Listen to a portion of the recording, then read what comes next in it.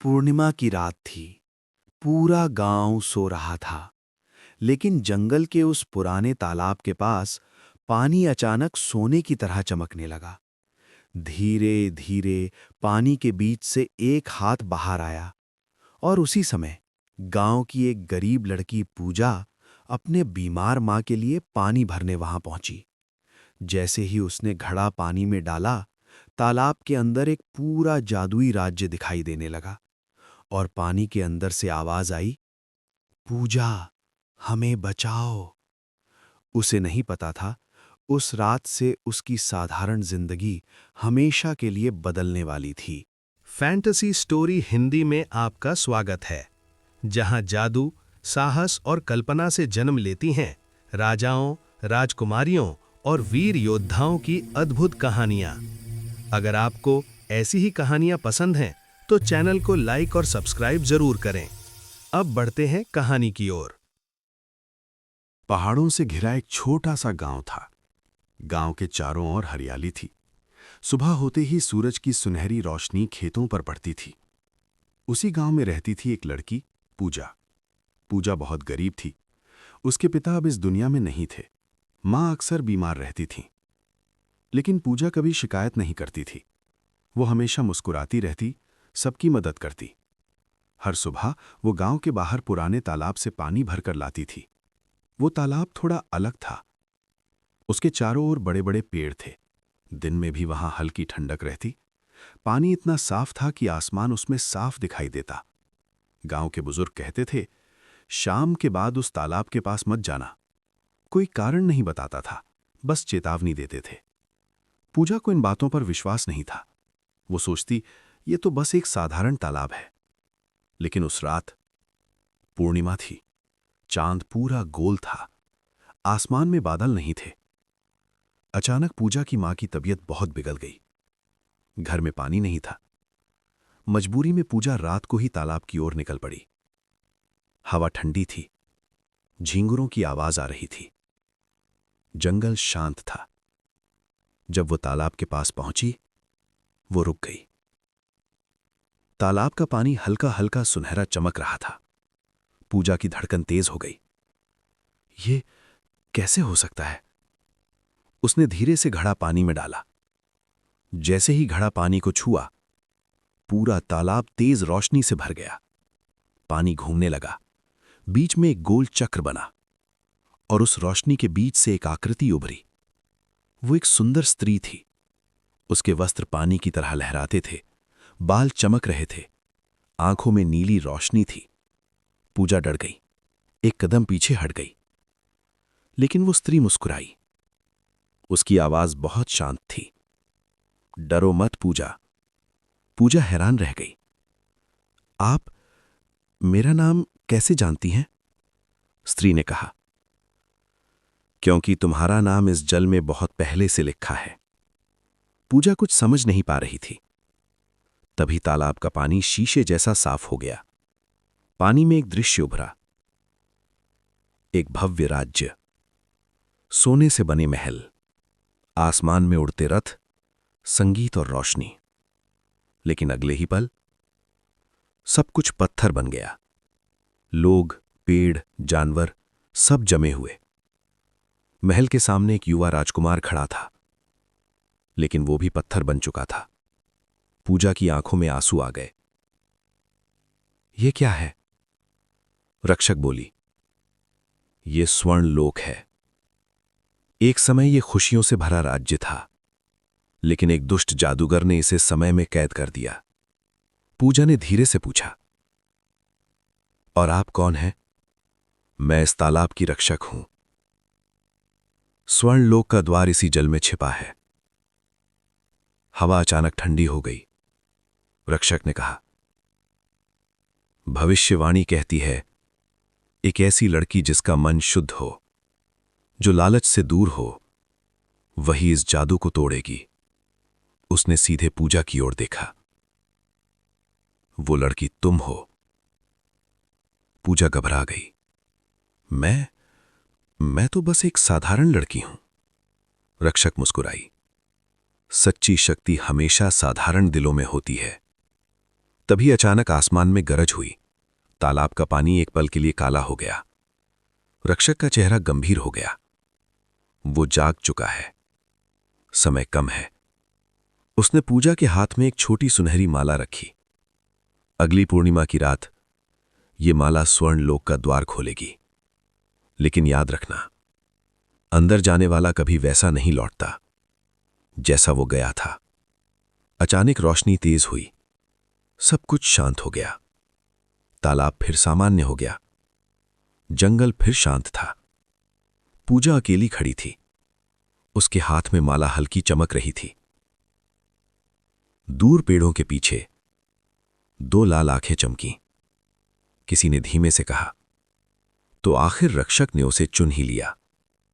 पूजा को महसूस हुआ कि कोई उसे देख रहा है, लेकिन उसे पता नहीं था अब उसकी जिंदगी साधारण नहीं रही। पूर्णिमा आने में अब केवल 3 दिन बचे थे। पूजा हर दिन तालाब के पास जाती, लेकिन अब वो पहले जैसी नहीं रही थी। उसके हाथ में वो सुनहरी माला हल्की हल्की चमकती रहती, कभी गर्म हो जाती, कभी ठंडी। उसे लगता जैसे माला उसके दिल की धड़कन से जुड़ी हो।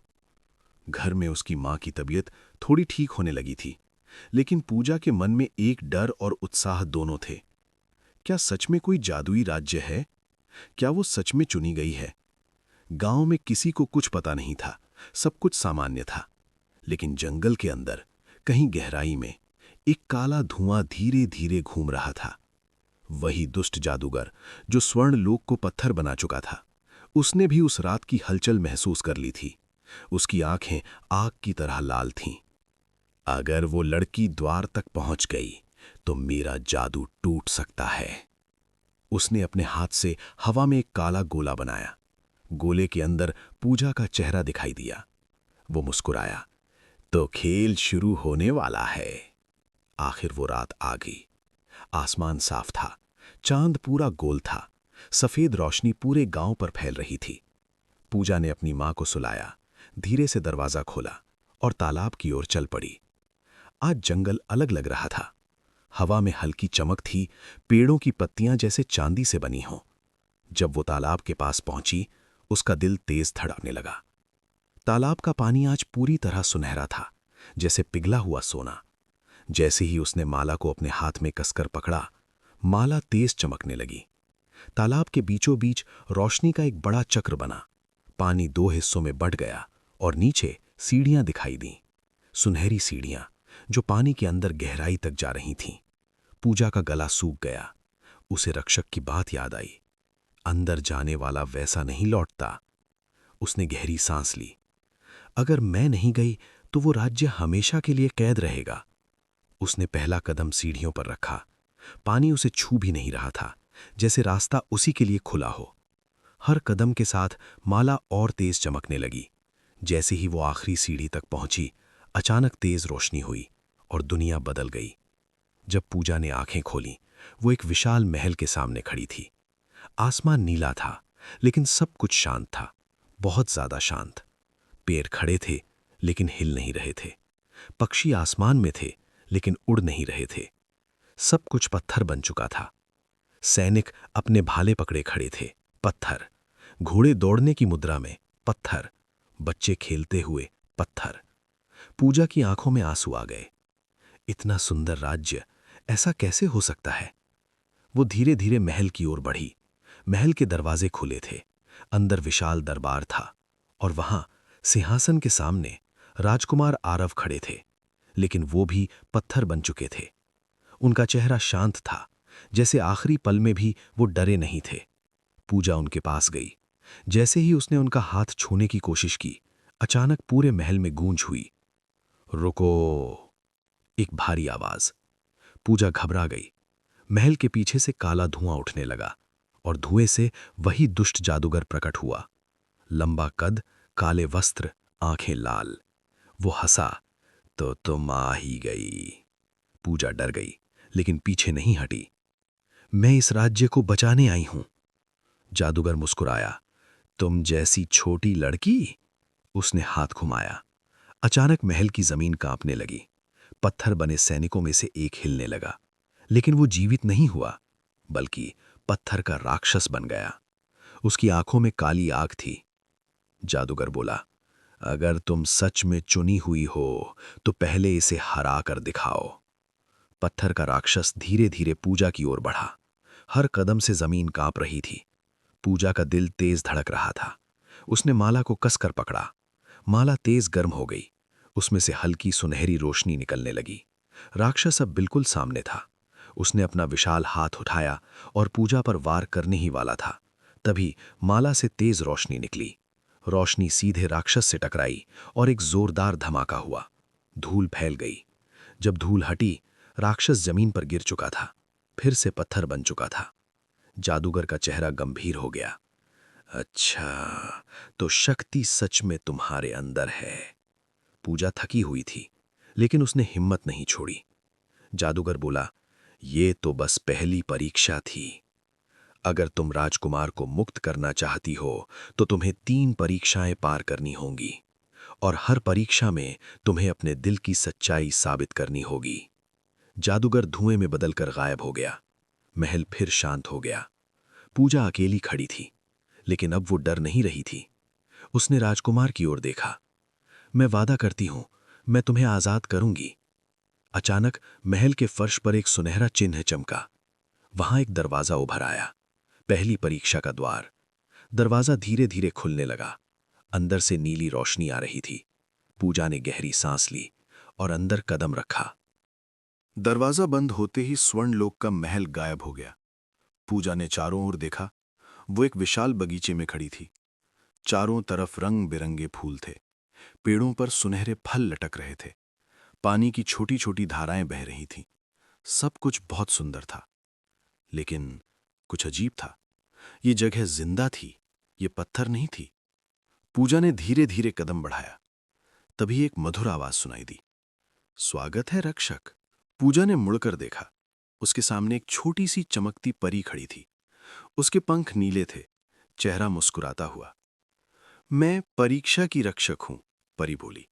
ये दिल की पहली परीक्षा है। पूजा ने पूछा, मुझे क्या करना होगा? परी ने हाथ घुमाया। अचानक बगीचा बदल गया। फूल सूख गए, पेड़ काले हो गए, आसमान धुंधला पड़ गया, और दूर एक छोटा सा लड़का रोता हुआ दिखाई दिया। वो फटे कपड़ों में था, भूखा लग रहा था। पूजा तुरंत उसकी ओर दौड़ी। तुम कौन हो? लड़के ने रोते हुए कहा, मेरा कोई नहीं है, मुझे बहुत भूख लगी है। उसी समय पूजा के सामने एक थाली प्रकट हुई। उसमें स्वादिष्ट भोजन था। परी की आवाज गूंजी, ये भोजन तुम्हारे लिए है। अगर तुम इसे खाओगी तो तुम्हें अगली परीक्षा के लिए शक्ति मिलेगी, लेकिन अगर तुम इसे उस लड़के को दे दोगी तो तुम्हारी सारी शक्ति खत्म हो जाएगी। पूजा कुछ पल के लिए चुप हो गई। उसे सच में भूख लगी थी। स्वर्ण लोक में आने के बाद से उसने कुछ नहीं खाया था। अगर वो कमजोर हो गई तो अगली परीक्षा कैसे पार करेगी? लड़का रो रहा था। पूजा ने थाली उठाई। उसने एक पल के लिए खाना देखा, फिर लड़के की ओर देखा। उसने मुस्कुराकर कहा, तुम खाओ। उसने पूरा भोजन लड़के को दे दिया। लड़का जल्दी जल्दी खाने लगा। पूजा को हल्की कमजोरी महसूस हुई। उसके घुटने कांपने लगे। तभी अचानक आसमान से सुनहरी रोशनी उतरी। लड़का मुस्कुराया। उसका रूप बदलने लगा। वो साधारण बच्चा नहीं था। वो स्वर्ण लोक का एक छोटा राजकुमार था, जो जादू से बच्चे का रूप ले चुका था। परी फिर प्रकट हुई। तुमने अपनी शक्ति त्याग दी, लेकिन यही तुम्हारी असली शक्ति है। पूजा के शरीर में फिर से ऊर्जा भरने लगी। उसके हाथ की माला और तेज चमकने लगी। बगीचा फिर से सुंदर हो गया। फूल फिर खिल उठे। परी बोली, पहली परीक्षा पूरी हुई। अचानक जमीन हिलने लगी। पूजा के सामने एक बड़ा दर्पण प्रकट हुआ। दर्पण में उसने खुद को देखा, लेकिन वो वैसी नहीं दिख रही थी।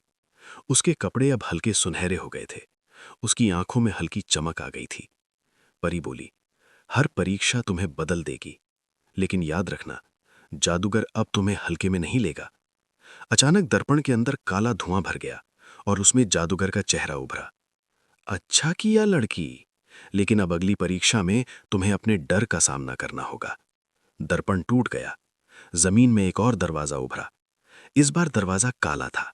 उसके ऊपर लिखा था, साहस। पूजा ने गहरी सांस ली। उसे अपने गांव की याद आई, अपनी मां की याद आई। मैं ये सब उनके लिए कर रही हूं, उसने खुद से कहा। जैसे ही उसने दरवाजे को छुआ, दूर महल में राजकुमार आरव की पत्थर की उंगली हल्की सी हिली। पत्थर में एक छोटी सी दरार पड़ी, मतलब जादू टूटना शुरू हो चुका था। लेकिन उसी समय जंगल के उस काले किले में जादूगर गुस्से से गरजा, अब खेल असली होगा।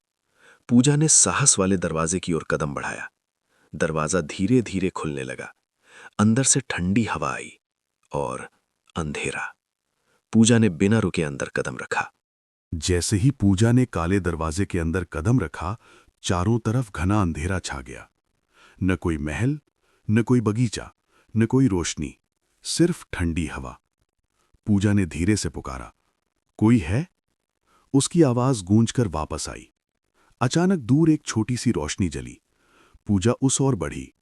जैसे जैसे वो आगे बढ़ी, उसे कुछ जाना पहचाना दिखने लगा। वो उसका अपना गांव था। उसका छोटा सा घर, मिट्टी की दीवारें, टूटी छत। दरवाजे के अंदर उसकी मां लेटी थी, कमजोर, बीमार। पूजा घबरा गई। मां? वो अंदर भागी, लेकिन मां ने उसकी ओर देखा भी नहीं। अचानक कमरे में ठंडी हंसी गूंजी। जादूगर की आवाज, ये है तुम्हारा डर। कमरे की दीवारें काली होने लगीं। जादूगर प्रकट हुआ। अगर तुम यहां रुकी तो तुम्हारी मां ठीक हो जाएंगी, लेकिन अगर तुम आगे बढ़ी तो वो हमेशा के लिए चली जाएंगी। पूजा का दिल कांप गया। नहीं, ऐसा मत कहो। जादूगर मुस्कुराया। चुनो, राज्य या तुम्हारी मां। पूजा की आंखों से आंसू बहने लगे। उसने अपनी मां का हाथ पकड़ा। मैं आपको छोड़कर नहीं जा सकती। लेकिन तभी उसे जल रक्षक की बात याद आई। हर परीक्षा तुम्हारे दिल की सच्चाई देखेगी। पूजा ने ध्यान से देखा। कमरे में सब कुछ थोड़ा धुंधला था, जैसे सपना हो। उसने आंखें बंद की। अगर ये सच होता तो मैं यहां होती ही नहीं। उसने साहस से कहा, ये मेरा डर है, लेकिन मैं डर से नहीं रुकूंगी। जादूगर का चेहरा कठोर हो गया। सोच लो। पूजा ने आंसू पोंछे। मेरी मां मजबूत है और मैं भी। उसने धीरे से अपनी मां का हाथ छोड़ा और दरवाजे की ओर बढ़ गई। जैसे ही उसने दरवाजा पार किया, पूरा दृश्य टूट गया। गांव गायब, घर गायब। वो फिर उसी अंधेरी जगह में खड़ी थी। अचानक तेज सुनहरी रोशनी फैली। परी की आवाज आई, तुमने अपने सबसे बड़े डर को हराया। अंधेरा हट गया। उसके सामने फिर स्वर्ण लोक का महल था। इस बार महल की दीवारों में हल्की दरारें दिख रही थीं। पूजा दौड़कर दरबार में पहुंची। राजकुमार आरव के शरीर पर अब कई दरारें थीं। उनकी आंखों में हल्की चमक उभरी, मतलब जादू टूट रहा था। लेकिन तभी पूरे महल में भूकंप जैसा कंपन हुआ। जादूगर इस बार सीधे दरबार के बीच प्रकट हुआ, पहले से ज्यादा शक्तिशाली। उसकी आवाज गूंजी, बस बहुत हुआ। उसने हाथ उठाया। आसमान काला हो गया। महल की छत पर बिजली चमकी। तुमने 2 परीक्षाएं पार की, लेकिन अंतिम परीक्षा मेरे साथ होगी। जमीन से काले साए निकलने लगे। सैकड़ों पत्थर सैनिक फिर से जीवित जैसे दिखने लगे, लेकिन इस बार वे पूरी तरह काले थे। जादूगर बोला, अगर तुम हार गई तो ये राज्य ही नहीं, तुम्हारा संसार भी पत्थर बन जाएगा। पूजा डरी, लेकिन पीछे नहीं हटी। उसने माला को कसकर पकड़ा। माला अब बहुत तेज चमक रही थी। अचानक राजकुमार की पत्थर की आंख पूरी तरह खुल गई। उनकी आवाज बहुत हल्की थी, पूजा, विश्वास रखो। पूजा की हिम्मत लौट आई। उसने जादूगर की ओर देखा। मैं डरती हूं, लेकिन मैं रुकूंगी नहीं। जादूगर हंसा, तो तैयार हो जाओ। महल के बीचों बीच एक विशाल गोल अखाड़ा बन गया। काले बादल नीचे उतर आए। अंतिम परीक्षा शुरू होने वाली थी। पूजा ने गहरी सांस ली। ये सिर्फ स्वर्ण लोक की लड़ाई नहीं थी, ये उसके विश्वास की आखिरी परीक्षा थी। और अब अगला कदम या तो उसे रक्षक बनाएगा या सब कुछ खत्म कर देगा। महल के बीच बना वो विशाल अखाड़ा अब काले बादलों से घिर चुका था। आसमान गरज रहा था। पत्थर बने सैनिकों की काली परछाइयां चारों ओर खड़ी थीं। बीच में पूजा, सामने दुष्ट जादूगर। उसकी आंखों में आग थी। ये आखिरी मौका है, जादूगर बोला। घुटनों पर आ जाओ और मैं तुम्हें और तुम्हारे गांव को छोड़ दूंगा। पूजा का दिल तेज धड़क रहा था, लेकिन उसने सिर नहीं झुकाया। सच्ची शक्ति डर से नहीं झुकती, उसने धीरे से कहा। जादूगर हंसा। उसने हाथ उठाया। काले बादलों से बिजली गिरी। अखाड़े की जमीन फटने लगी। काले साए पूजा की ओर बढ़े। पूजा ने माला को कसकर पकड़ा। इस बार माला पहले से भी ज्यादा चमक रही थी, लेकिन जादूगर की शक्ति भारी थी। एक काला साया उसके करीब पहुंचा। पूजा पीछे हटी। उसे लगा वो गिर जाएगी। उसी पल राजकुमार आरव की आवाज फिर गूंजी। पूजा, तुम्हारी शक्ति बाहर नहीं, अंदर है। पूजा ने आंखें बंद कीं। उसे अपना गांव याद आया, अपनी मां का चेहरा, अपनी छोटी सी झोंपड़ी। उसे याद आया कि उसने क्यों शुरुआत की थी। उसने माला को अपने दिल के पास रखा और बोली, मैं रक्षक हूं। मैं डर से नहीं, प्रेम से लड़ूंगी। अचानक माला से नहीं, बल्कि पूजा के दिल से रोशनी निकलने लगी। सुनहरी, उजली, गर्म रोशनी। काले साए पीछे हटने लगे। जादूगर चौंक गया। ये कैसे? पूजा की आवाज अब पहले से मजबूत थी। तुमने इस राज्य को डर से बांधा है, लेकिन मैं इसे विश्वास से मुक्त करूंगी। उसने दोनों हाथ फैलाए। रोशनी पूरे अखाड़े में फैल गई। पत्थर सैनिकों की काली परत टूटने लगी। दरारें पड़ने लगीं। जादूगर ने आखिरी बार पूरी शक्ति से वार किया। काला तूफान उठा। पूजा हवा में गिरने लगी। लेकिन उसी समय राजकुमार आरव का पत्थर पूरा टूट गया। वो आजाद हो गए। उन्होंने हाथ उठाया। उनकी हथेली से भी सुनहली रोशनी निकली। दोनों रोशनियां मिल गईं और एक विशाल प्रकाश बन गया। उस प्रकाश ने सीधे जादूगर को घेर लिया। जादूगर चीखा, नहीं, ये असंभव है। रोशनी और तेज हुई और अगले ही पल काला धुआं बिखर गया। जादूगर गायब हो चुका था। आसमान साफ हो गया। काले बादल हट गए। स्वर्ण लोक में पहली बार हवा चली। पेड़ हिले, पक्षी उड़ने लगे। लोग धीरे धीरे पत्थर से सामान्य होने लगे। राज्य फिर से जीवित हो गया। लोगों ने आश्चर्य से चारों ओर देखा। राजकुमार आरव पूजा के सामने आए। तुमने हमें बचा लिया। पूजा मुस्कुराई, लेकिन अचानक उसे कमजोरी महसूस हुई। माला धीरे धीरे फीकी पड़ने लगी। जल रक्षक की आवाज गूंजी। रक्षक का काम पूरा हुआ। राजकुमार ने पूछा, क्या वो यहीं रहेगी? आवाज बोली, रक्षक किसी एक राज्य की नहीं होती। अचानक सुनहरी सीढ़ियां फिर दिखाई दीं। स्वर्ण लोक और उसका गांव, दोनों के बीच रास्ता खुला। राजकुमार ने कहा, तुम चाहो तो यहां रह सकती हो। तुम्हें राजकुमारी का स्थान मिलेगा। पूजा ने शांत होकर कहा, मेरा घर, मेरा गांव, मेरी मां। उसने मुस्कुराकर कहा, मुझे वहीं लौटना है। राजकुमार ने सम्मान से सिर झुकाया। स्वर्ण लोक हमेशा तुम्हारा आभारी रहेगा। पूजा सीढ़ियों की ओर बढ़ी। जैसे ही वो ऊपर पहुंची, वो फिर उसी तालाब के किनारे खड़ी थी।